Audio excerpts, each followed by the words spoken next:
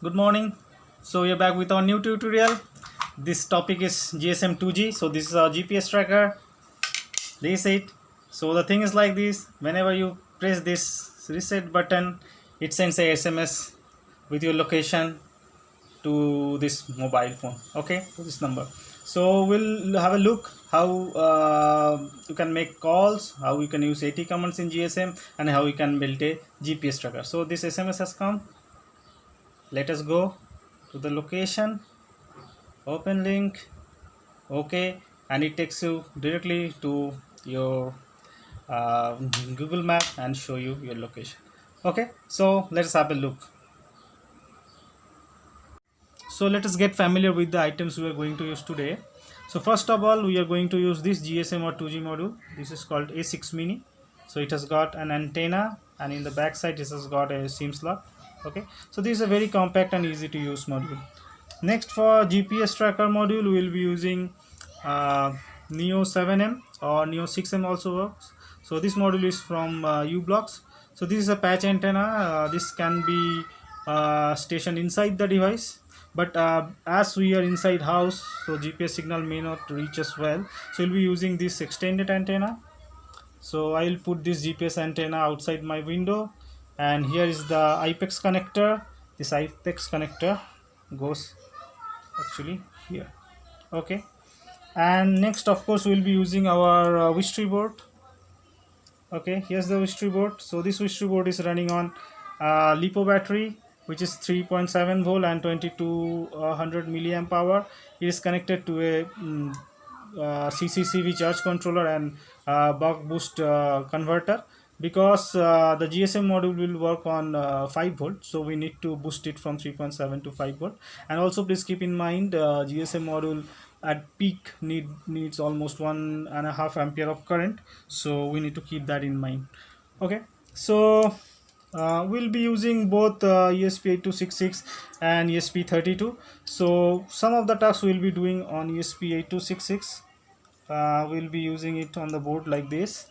Okay, and some of the projects we'll be doing on ESP32, and we'll put it on our board like this. And the GSM module goes in here. So let me put it now. Okay, so this is it. So this is how our system will look like. Okay, so let us begin. So let me explain to you the theory part a little bit. So what we will cover today is we'll do GSM and 2G, both on ESP8266 and ESP32. So what are the tasks or projects we are going to do? We will do a interactive phone call through AT commands. Okay, we'll do a direct call, just an emergency SOS panic button kind of thing. When we call, press this button, a call go to a predefined number. Okay, then we'll do a direct SMS. So when you press this button, a SMS should go to a predefined number with my location, and user click on this location, and he can see where I am in the map. Okay, and we will also cover GPS tracker, but this tutorial is getting very long, so maybe GPS tracker I will not integrate in the code and will not be able to show, but I will give you the code, so you can integrate that code into your SMS direct SMS code, and you can make this a real GPS tracker. Okay, so we are not going to cover TCA or HTTP over TCP because it is a separate topic. It can be taken up later. So now let us have a look what are the good available modules for 2G. So we are using A6 mini, but there are other 2G 3G nowadays, 3G 4G LTE modules. Many people are adopting that, because anyway we are going into 5G, 3G 4G is already here. So we have this low end modules, SIM 800, SIM 900, which are the old school ones, and or we can go for Telic, Qualcomm, Quectel. So Quectel is these three are high kind of high end, but Quectel is still a midway. Quectel has a few very good modules like MC60, which has got like GSM GPS integrated. It has got many GPIOs and controller integrated, so you can make a very compact GPS tracker with this. And also Quectel has very good support in India. So I'll show you a few ones. So this is the Telith. You can find the whole range of their device, their ICs that cover NB-IoT, LTE, 2G, 3G, 4G and all. And then you can have Qualcomm. Qualcomm also has got product on 5G, 4G, 3G, and here's Quectel. So is this module MC60. This is a good one for GPS tracker. GPS and GSM integrated in one module. So this is it. So let me go back here. So then we have i6 module. So keep in mind i6 module is 5 volt, and any GSM may need up to 2 amp current during peak. So your circuit design should be such that this kind of current can be supplied. Okay, so and we need to take some precaution. Just remember this, your GSM module you are running is at 5 volt, and the microcontroller you are running either ESP8266 or ESP32, both runs at 3.3 volt. So keep in mind you need to run 2 voltage in your board, on your board, and shouldn't mix up because a 5 volt can kill your controller. Okay, and the second precaution is you need to take care of your laptop. So why I'm telling that, you can understand that when we describe the circuit drawing. Okay, so let us first get into ESP32 circuit. Okay, so what we are doing, actually we are giving it a LiPo, 3.7 volt LiPo, and we are using plus minus and we are using a boost converter in between and converting this 3.7 volt into 5 volt, and this is going to VCC of A6 mini, and then through the same VCC 5 volt through a voltage regulator, 3V3 voltage regulator, going to ESP32. Okay, and the all grounds are common. So now you see we are also connecting our laptop somewhere here through the USB port on Wish3 board, and and this is also going to this common VCC rail.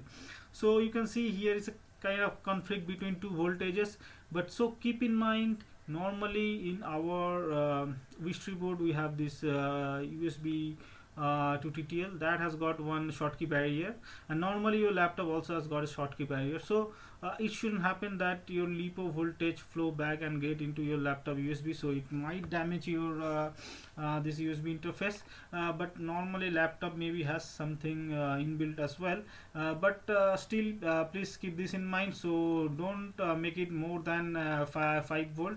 5.2 volt is okay, it works better, but not much more than that, because USB is anyway supplying 5 volts. So 5 volt from there and 5 volt here, that will not be a big clash. But if you make it 7 volt or something like that, if you are using a 7.4 volt LiPo, please keep in mind your laptop should be protected, and actually in the device you don't need this laptop connection at all, because anyway this will run on the LiPo battery.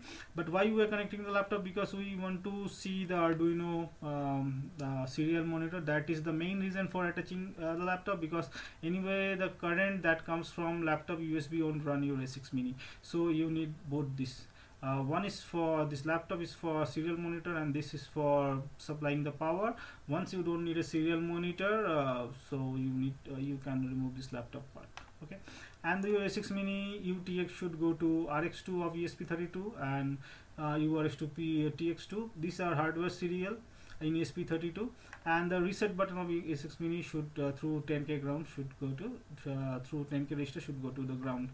Okay, ESP8266 is similar, just that ESP8266 do not have a hardware serial. We use software serial here. So we in our code we defined RX for pin 4 as RX, 5 as TX. So just keep in mind this TX goes to URX and this RX go to UTX of A6 mini, and reset similar, and all the power options similar. So this is about the circuit, and I will also tell you the GPS circuit, though we are not doing the GPS tracker here, but I will give you the code and you do it. And here is the circuit for the GPS. So you need mainly 3 pins. One is for VCC, ground to Neo 6M, and in software serial again you can use 4 and 5 TXRX. this RX may not be required in Neo 6M because we are not sending anything to Neo 6M, we are only receiving data from it. So TX connection to RX of receiver of ESP8266 should be enough, and ESP32 should also be same, just the changes is this instead of the software serial we have hardware serial pin 16 and 17. Okay, let's begin with our first task. We'll be making a call to this phone number using AT commands issued from Arduino IDE serial monitor. Okay, so I'll give you the code and the circuit drawing. So for now, just have a look how it works. So we'll be doing this project on ESP8266. We are using A6 Mini as GSM module. So use a 2G SIM in it.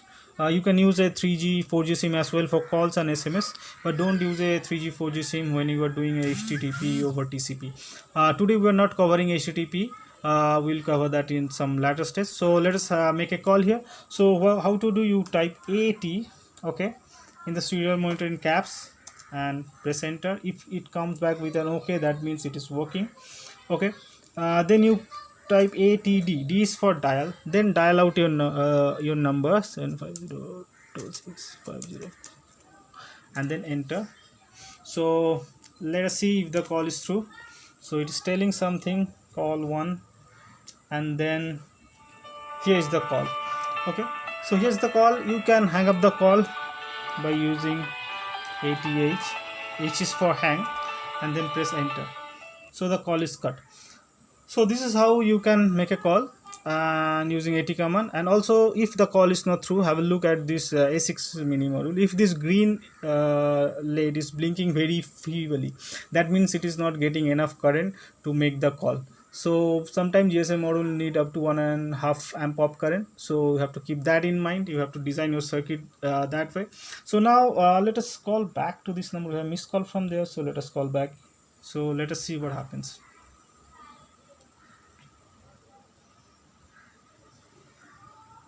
So it says ring ring ring, so it is ringing now. So so how to use this ring, we'll use it later. So we can receive call and SMS in this number, and we can make our microcontroller do something based on this received call and SMS. So we'll come to that later. Okay, so now let us move on to the next part. Now we'll call this phone number and push up a button on this device. Okay, so what will essentially happen is, like, all the AT commands are already written in the code. So we have saved a phone number, we have written the AT commands already in the code, and our microcontroller at the push of this button issuing all these commands to the A6 Mini. So this A6 Mini, this and this, then dialing this number, okay, and then it is hanging after 10 seconds. Okay, so let us push this button, and let us first switch on monitor and then push this button. Let us see what happens. So it says some OKs, and now I'm expecting the call. So here the call came. It will ring for 5 6 10 seconds, then it will hang. So why not 10 seconds? Because it takes some time to get the call through, so you can make the delay time more to get the ring duration more. Okay, so this can be implemented as a emergency button. So you can write logics like that. When there is emergency, you push this button, it the call goes to some number, rings for this many seconds, and then it goes to second number, third number, and then cyclically call these 3 numbers, and then hang up after three times effort on each number. So you can write that kind of logic, and it can use as a emergency push button, panic button. Okay, so here is the last part. We send an SMS and push up a button on this device. You can call this a panic button on a safety device. Okay, so when you push this button collect your location and send it through SMS to a designated number. Okay, so let us see how that happens. Okay, so I will share you the code. So we are now expecting SMS and also explain the code, so don't worry, and I will give you the circuits as well. So the SMS is received. So let me open up this SMS now. So you have already seen it. Okay, so here is the lat long. So currently I am sending a random lat long, but then I will show you how to do get the lat long from a GPS tracker. But I didn't integrate it into this code because it is already very long course. This tutorial becoming very long, so I'll show you that separately. So here is the my position near Titavi, Maharashtra. So this is a random one, so this is not exactly my location. So now let us get into the code and the circuit, and also see how the GPS tracker works and how you can get the GPS lat log from the tracker and then send it into the SMS. So you need to have a look at the codes for that. Okay, so hello, now let us have a look at the codes very quickly. So here's the code for the first one, interactive AT call using ESP8266. So this is where we are doing this, creating the software serial with pin 4 as RX and pin 5 as TX. Okay, and the rest of the part is easy. What we are doing, actually we are writing something.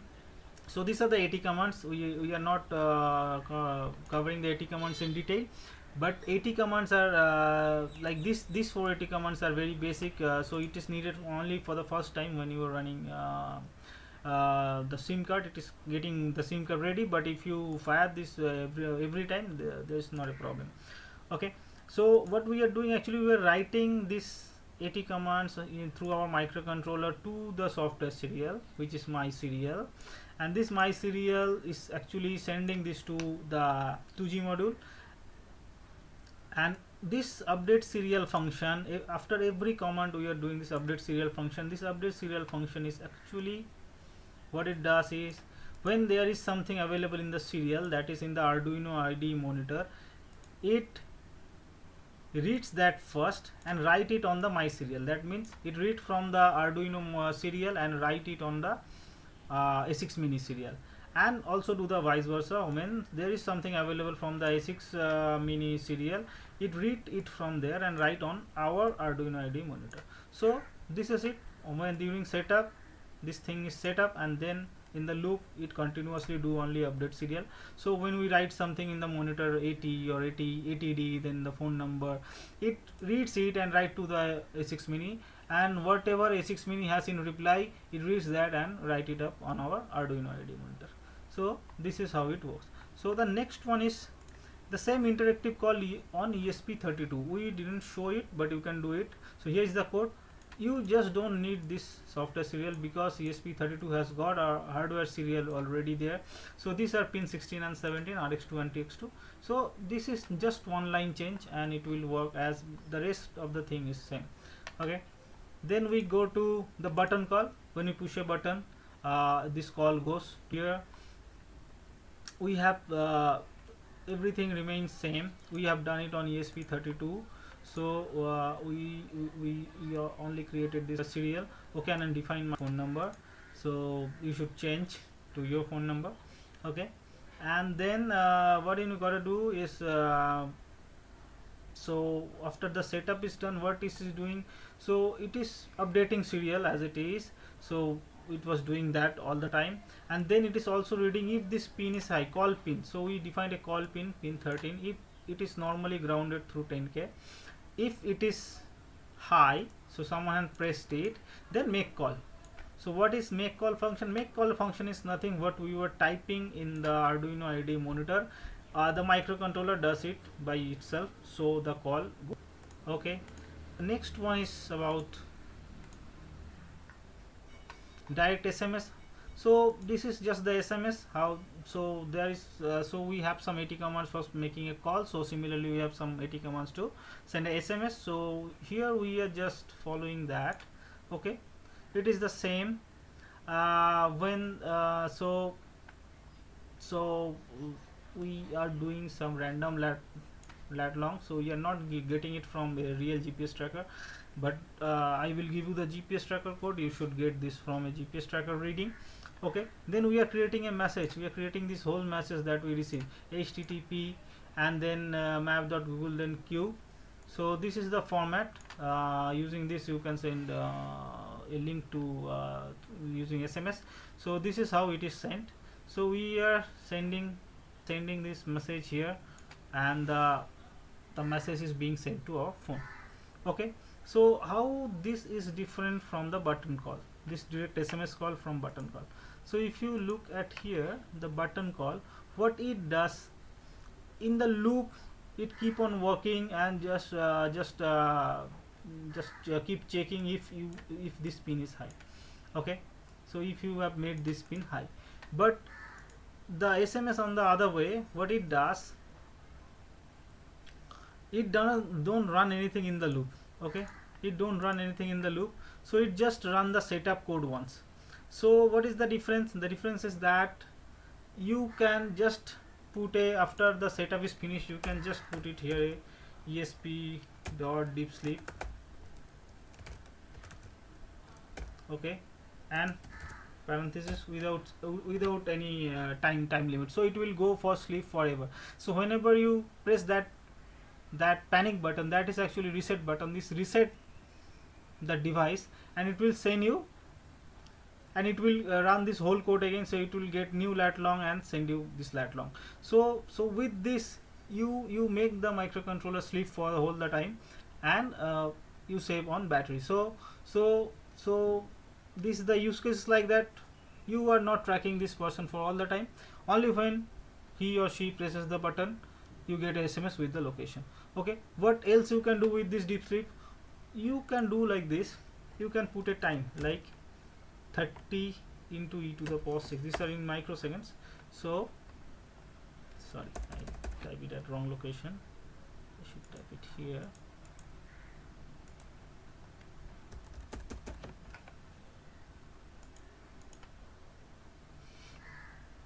So this cursor has came now, I think. So 30 into e to the power 6. So we sleep for 30 seconds, or you can make it 30 minutes. So every 30 minutes it sends you, it wakes up and sends you the location SMS, or else if the user also presses the button, it sends you the location. So it works that way. Okay, so this is the different kind of use cases you can make with just changing the codes. Okay, so I will just comment it out, and then I will give you all these codes. So and then this is the GPS tracker code. I'm not integrating it here, so you can use the GPS module I said, and then you can run this GPS tracker code on it, and you will get everything like longitude, latitude from these GPS trackers. Okay, latitude and longitude. So you just, instead of this lat long, you need to take that lat long and put here, then you get a real location. Okay, so that is it. So now let me tell how you can finish this project. So you can put your whole thing into an enclosure like this. Okay, and then you can cover it like this. Okay, so you can keep the antenna outside, or you can roll up the antenna inside. So anyway, inside plastic cover, this antenna will work. So then you have these panic buttons, maybe this or maybe this. So how to approach this panic button? So you need to have something like this, some long press button. So this can come out from above. Okay, so yeah, so it will come out from this, and the user can press it here, or you can use like this, and this is a right angle button. If you look at here, so you can use a right angle button here, and you put it here, so it comes out from the side, and someone can press it like this. Okay, so you also need to take care it is not pressed accidentally. So other things that you can do is, like, you can use this thing. So once you have covered it up, this thing can come out somewhere here. Okay, and covered with appropriate this kind of plastic cover, and you can press this button, say call 1, call 2, SMS 1, SMS 2. So this buttons are preset numbers, so call 1, call 2, SMS 1, SMS 2, or something like that. So, and also, so we have option to use both ESP32 or ESP8266. So which one to use here? So that depends on many reasons, because so if you like if you are only tracking, so you have a GPS tracker and you have a 2G module, so this would be enough, and it will give a good battery life also.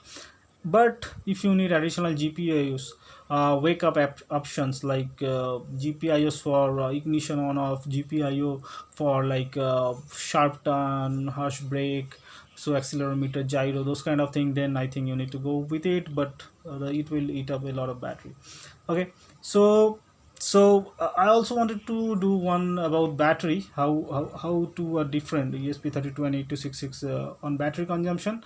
But I don't think many are interested in this video, so I'll leave it for later if we do it, because subscription. So here we are towards the end of the tutorial. So we have already seen different hardware option, long switches and right angle switches and those things, and we have seen use cases that can be served like a panic button call, panic button SMS. You can get a periodic update every 30 minutes, and plus whenever the button is pressed, or you want to honor the privacy of the person, so you get a location update only when you press the button, so you can optimize battery. So those are the things, and you can compare between ESP8266 and ESP32. ESP8266 is always better if you only need to track the person, but if you need to add additional peripherals like gyro, accelero, and various wake up options, you need ESP32. So battery, of course, battery consumption will vary. So till now, as I promised, I'm happy to say that I have now covered Bluetooth, Wi-Fi, Cloud API dashboard, LoRa, and GSM 2G today done. So we have done this communication protocol, and this covers 90% of your project. So whoever has done it really achieved something notable. Okay. And I could do a battery management episode, because battery management is very paramount for any IoT use case, but I don't think many people are following, and this is really hard work to put together all this tutorial. So I don't think many are following. Subscription is also low, so I'm not going to do this unless the subscriber number somewhere go to 100 or something like that. Okay, so anyway, we already know we have this free Vistry boards available. So you just need to submit 5 projects, or you just need to copy paste on either Node MC or ESP32, and you can get a free board. And we have now this board details available here, wisethings.com/Vistry, and you can get all the documentation and board details. There are some intro for also running on there, so check it out. So thank you very much. Bye.